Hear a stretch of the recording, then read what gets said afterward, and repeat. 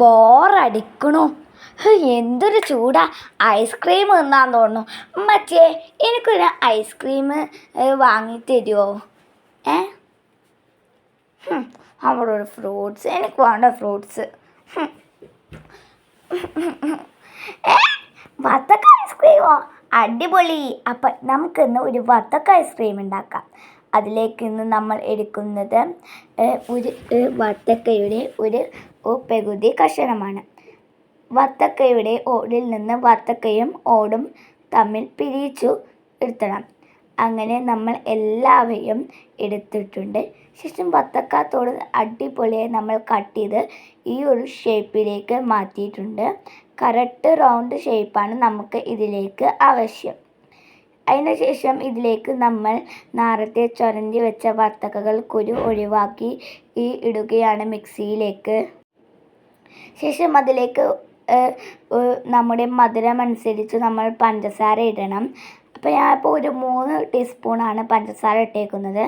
ശേഷം നമുക്ക് നന്നായിട്ട് വത്തക്ക ജ്യൂസും ഉണ്ടാക്കണം. അതിന് ശേഷം നമുക്ക് ഇതിൽ ചെറിയ ക്രിയകളായിട്ടാണ് നമ്മൾ ഐസ്ക്രീം ഉണ്ടാക്കേണ്ടത്.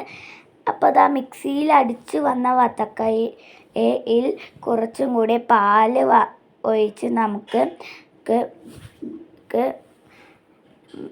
അടിച്ചു കൊടുക്കാം. അതിനുശേഷം ഞാനിതാ ഇവിടെ നേരത്തെ മാറ്റി വെച്ച വത്തക്കത്തോട് എടുത്തിട്ടുണ്ട്.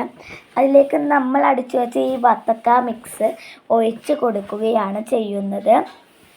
ശേഷം നമ്മൾ നമ്മുടെ വത്തക്ക കുട്ടപ്പനെ മൊത്തമായി നമ്മളിതാ ഫ്രീസറിലേക്ക് മാറ്റുകയാണ്.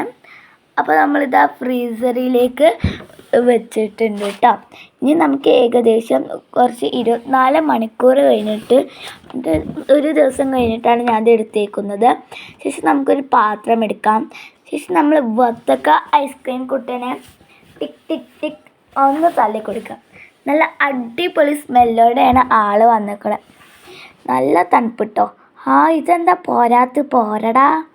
നല്ല രസമുണ്ട്. കേക്ക് ഇതാക്കണ ഫീൽ. അപ്പോൾ മണം കേട്ടപ്പോൾ തന്നെ എനിക്ക് നല്ല ഇഷ്ടപ്പെട്ടു. ദേ വത്തക്കൻ്റെ തൊലിയൊക്കെ പോണു. ഇതെന്തുവാ അഭിഷയം.